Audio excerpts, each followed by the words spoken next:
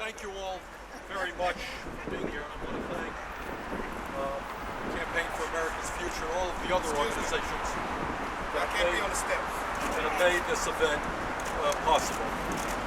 Let me begin by stating that I find it rather appalling that a Wall Street billionaire, Pete Peterson, a man who has more money than he could spend in 100 lifetimes, is hosting a conference today that called for massive cuts in Social Security, Medicare, Medicaid, and many other programs that millions of middle-income families desperately depend upon.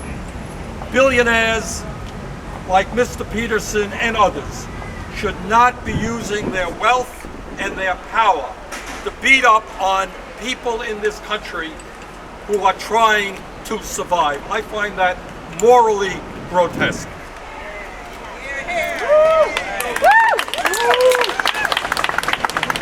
Mr. President. Let's also be very clear. The United States has today the most unequal distribution of wealth and income of any major country on earth, and the gap between the very rich and everybody else is growing wider and wider. In America today, the wealthiest 400 people own more wealth than the bottom half of America, 150 million Americans. The top 1% alone, Mr. Peterson and his friends, own over 40% of the wealth in this country.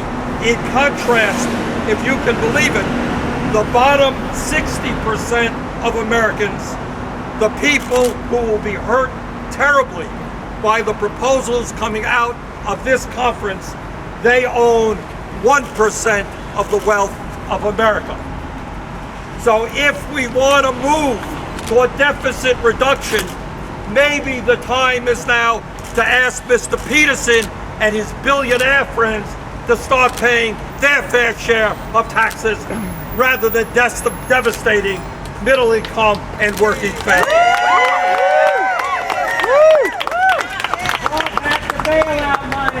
And the situation is getting worse in terms of income and wealth disparity. All of you should know that in the last study that we have seen in 2010, and I want you all to hear this, 93% of all new income between 2000 and 2010 and 2009 went to the top 1%.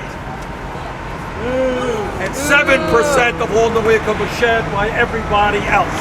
And these people here have the gall to tell low-income seniors and working-class families that they have got to take cuts in Medicare, Medicaid, Social Security, and then they go around tell us that the rich need more tax breaks. That is absurd. That is morally indefensible.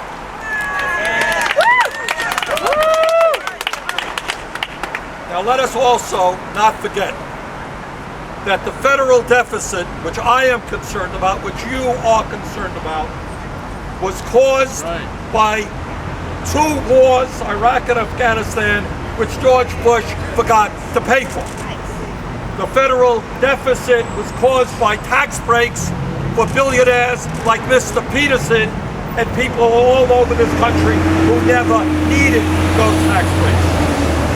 And one of the major reasons that we're in a deficit today is because of the Wall Street caused recession, which resulted in business decline and unemployment all over America, meaning less revenue coming into federal coffers, which today are at the lowest point, less than 15% of GDP that we have seen in over 50 years. Point being, yeah, we have got to deal with the deficit, but don't do it on the backs of the weak and the vulnerable. Woo! Now let me just say a word about Social Security. And let me be very loud and clear on this. Despite what you'll hear on television tonight, despite what you'll be hearing from people at this conference today, despite what virtually every Republican is saying and despite what some Democrats are saying. Social Security is not going broke. If you want to know the truth, you don't have to trust me. Just go to the recent report by the Social Security trustees. And this is what you'll find. Social Security has a $2.7 trillion surplus. Social Security can pay out 100% of all promised benefits for the next 21 years, at which time it will pay out 75% of all benefits if Congress does nothing. Should we fix Social Security and make it solvent for the next 75 years? Yes, we should. And the way to do that is very simple. Right now, billionaires like Mr. Peterson pay into the Social Security Trust Fund the same amount of money as somebody making $110,000 a year. And if we lift that cap starting at $250,000, which by the way is the proposal that Barack Obama brought forth when he was running for president, if you just do that, ask Mr. Peterson and his friends to start contributing more to Social Security, Social Security will be solvent for the next 75 years. So let me conclude by simply saying this. All over this country, you saw this in France, you saw it in Germany, you saw it in Greece, and you're seeing it in America. What the people are saying is, yeah, if we need austerity, let it not be austerity on the backs of the most vulnerable people in our country. Let us not have austerity on the backs of the elderly, the children, the sick, and the poor. Let's have some austerity for Mr. Peterson and the other billionaires. And if we ask the wealthy and large corporations to start paying their fair share of taxes, if we take a hard look at military spending, which in this country now is more than the rest of the world combined, we can deal with our deficit crisis, but do it in a way that is fair for ordinary Americans. So I just want to thank all of you for being here today, and it is my pleasure now to introduce Roger Hickey, who with his organization have done just a great job for so many years. Roger. Thank you, Senator Sanders. He's just about said it all. I want to welcome you all to the Andrew Mellon Auditorium. It's named after Herbert Hoover's Secretary of the Treasury, who counseled Hoover against growing the economy, against stimulus for jobs, and for cutting the deficit in the midst of the Great Depression, and it made it worse. He was one of the wealthiest men of his time. Pete Peterson is one of the wealthiest men of our time. And I'm here to say the American people, by and large, by huge majorities, disagree with what they are saying in there, that deficits are the biggest problem. These folks in here don't know what it's like to be unemployed. They don't know what it's like to see your wages shrink. And these folks in here are imposing austerity. They claim that they're in favor, occasionally, of some kind of stimulus to grow the economy, that you can damage the economy if you cut too fast. But have you ever heard them agreeing with President Obama that we need to invest in infrastructure jobs? Have you? Have you ever heard them say that we need to aid the states and the localities who are cutting cops and teachers' jobs? No. They are here to create a plan to foist upon the American people after the election. And it's one reason that we have got to go out and win that election and win it big, so that these people will not have the power to impose Simpson Bowles and the cuts to Social Security and Medicare and other programs that they want to impose in a lame duck session. We have a plan. Pete Peterson often says that we don't have an economic plan to deal with the deficit. And I'm here to tell you that we have a plan. We're going to be talking about it at our summit, June 18th, 19th, and 20th here in Washington. It starts with grow the economy and create jobs. That's the way you bring down the deficit. We roll back the Bush tax cuts. Is that something we could do? Yeah. We cut military spending. And over the long term, we need to take on the healthcare system, not the Medicare system, and make our healthcare system as efficient as those in Europe and other countries that spend half of what we spend on healthcare. If we did that, we would not have a deficit problem, and we would have full employment. That's our plan. That's what we're talking about at our summit in June, and that's what we're taking to the American people. So thank you all for being here. Come to our alternative summit in June. Roger, thank you very much. It's now my pleasure to introduce Dr. Maya Rockeymoore, who leads the Global Policy Solutions, a Washington, D.C. based policy firm that works to create and advance social change strategies worldwide. Maya. Thank you, Senator Sanders. I have a question. What do G. Peterson, Bill Clinton, and Jamie Dimon all have in common? Lots of money. A whole heck of a lot of money. Of course, Pete Peterson is a member of the Billionaire Boys Club, and Bill Clinton and Jamie Dimon want to become members of that club. They're already millionaires. Yet these Wall Street and Washington titans also all endorse something called the Simpson-Bowles Plan. This is a plan that even the commission that was convened to develop it rejected. Yet they think that it's a plan that's appropriate for the American people. Americans from all walks of life should be wary of anyone, whether they be Democrat or Republican, red or blue state, black, white, or brown, who claims that Simpson-Bowles is good for the American public and is good for the U.S. economy. In fact, the opposite is true. Simpson-Bowles supporters seek to impose European-style austerity measures on the American people. These are measures that will harm middle and working class Americans of all backgrounds. People like the officers who are actually defending us today, and the cameramen who are actually taking pictures of us today. Working and middle class Americans, while giving wealthy individuals and corporations another pass in the form of tax privileges. The last thing our struggling economy needs is more tax privileges for the wealthy, paid for on the backs of the middle and working class Americans. We don't need it, we don't want it. No thank you, Mr. Peterson. No thank you, Mr. Clinton. No thank you, Jamie Dimon.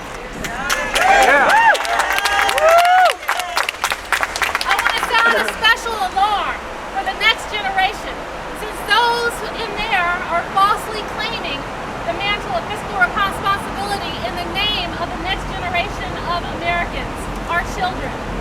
Our children, who will be inheriting the cost of poor fiscal decisions and poorly designed policies from the last 14 years. Our children, who are the products of a recession generation of parents who have lost homes to foreclosures and vital financial security due to massive unemployment. Our children, from who the cost of education is getting steeper, even as the quality of that education declines. Our children, who by the year 2019 will be a majority black and brown, and who hail from households that have the highest poverty rates and possess the least amount of wealth in this nation. These are the children who have not years. They didn't benefit from the Bush tax cuts, they didn't benefit from the wars abroad, and they are not well positioned to shoulder the costs of these poor decisions in the future. Yet Simpson-Bowles supporters seek to stick it to our children by making them pay for subsidies for today's wealthiest corporations and individuals, in part by seeking to decrease the value of vital social insurance programs that they will so desperately need once they reach maturity. Shame on them. Shame on them. Shame on them. and gentlemen, the United States of America is better than that. We can and should do better for our children. We must resist anyone, and I don't care how much money they have, I don't care how much wealth and power they have. We must resist anyone who seeks to impose unfair fiscal policies that privilege the pockets of some over the progress of the nation. We cannot let the forces of darkness prevail over America's dawn. Now, for those who say that we need to do something, we do. And I invite you to visit www.modernizeSocialSecurity.org to learn how we can strengthen Social Security for America's future children and for Americans of all backgrounds. Thank you.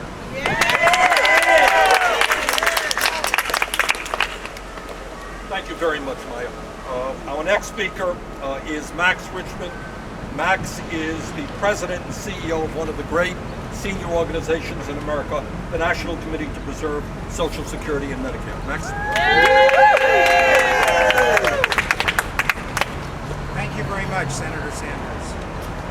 I'm so proud to be here today with you, Senator, and our other speakers to expose the myths and misinformation being sold in this building today. You know, I was hoping we wouldn't be out here in the rain, but what I'm really worried about is that America's seniors and middle class will be left out in the cold if Pete Peterson and his allies convince the Congress, convince our politicians that Social Security, Medicare, and Medicaid have to be cut in order to save them. That doesn't make any sense. Unfortunately, too many of our politicians already believe this.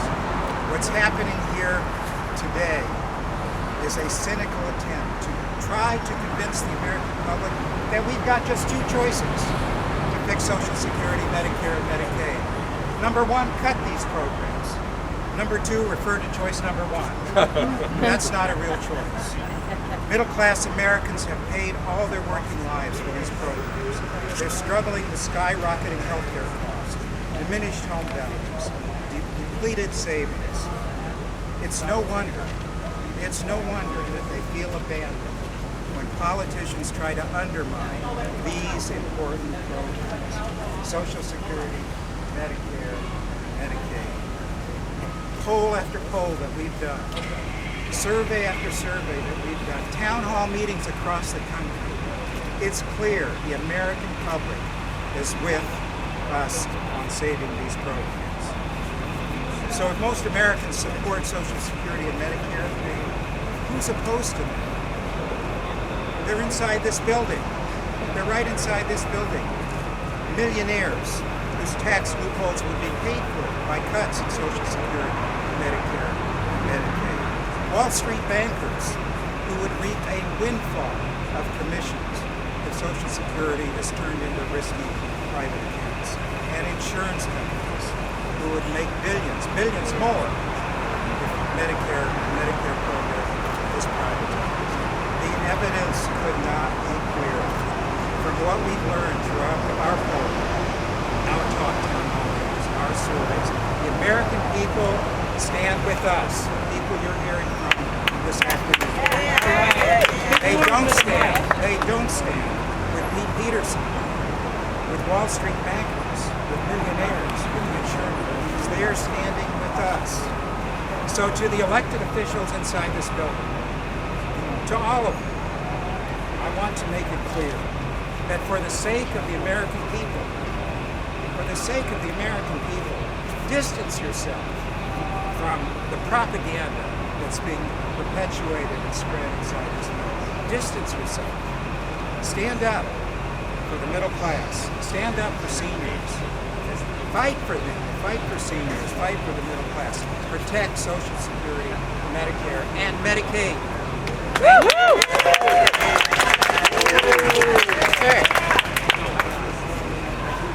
Talk about major cuts, Social Security, Medicare, and Medicaid.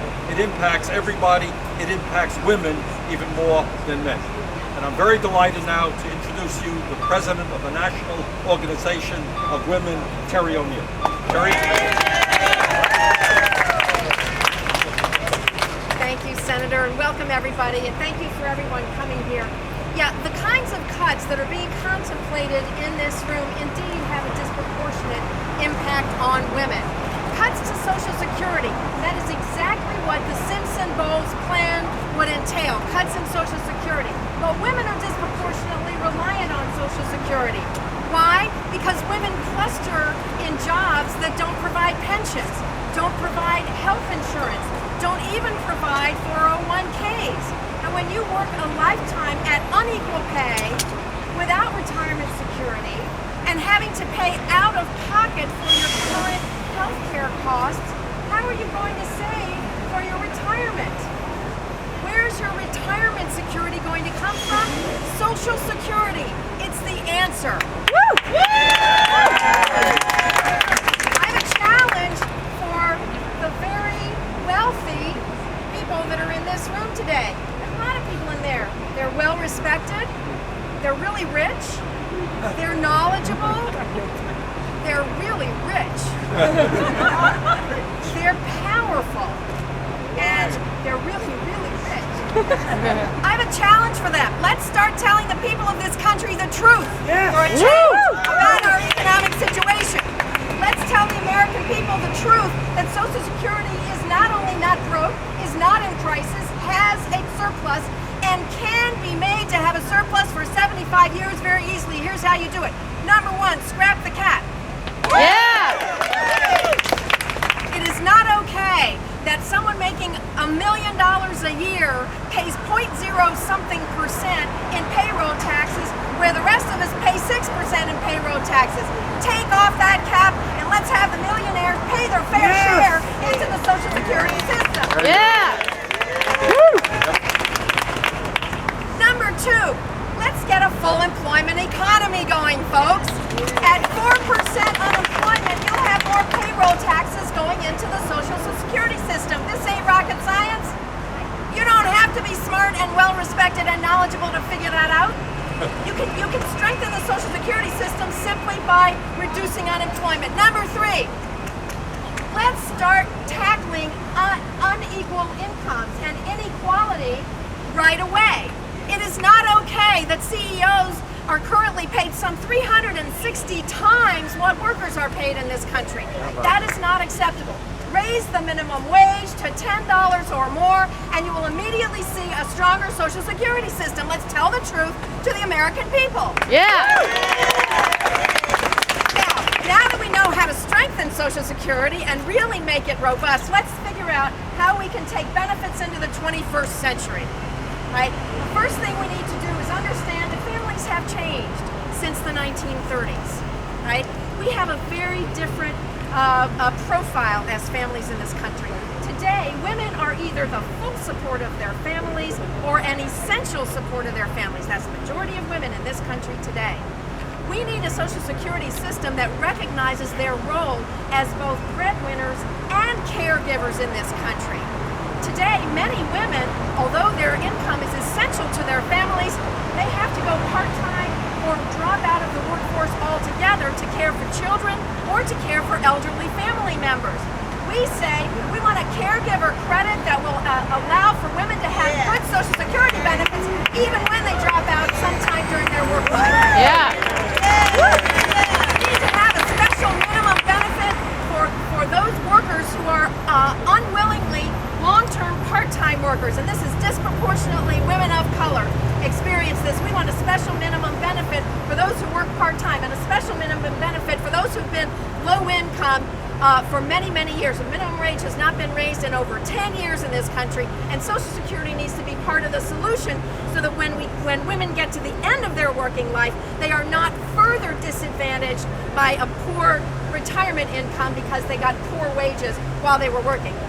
Thank you all very much for being here, and let's give a message to these guys. One last message I have.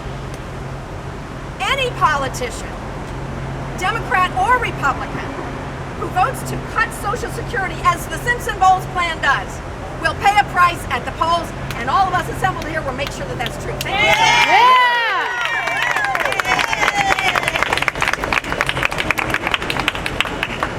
I want to thank Roger and Maya and Max and Terry for their wonderful, wonderful comments. And let me just conclude by saying this, and I think all the other speakers have said it better. Number one, we are dealing with a profound moral issue. Millionaires and billionaires should not be working to devastate the lives of middle-income and working families. That is morally objectionable. And second of all, instead of talking about cuts in Social Security, Medicare, and Medicaid, we should be talking not only about strengthening those programs, we should be talking about investing in our economy and ending the disgraceful high unemployment rates that we have right now. Yes. God only knows there is enough work to do, rebuilding our infrastructure, transforming our energy system, making sure our kids get the best quality education we can provide. That should be the future of America, not cuts in programs that people desperately need. Thank you all.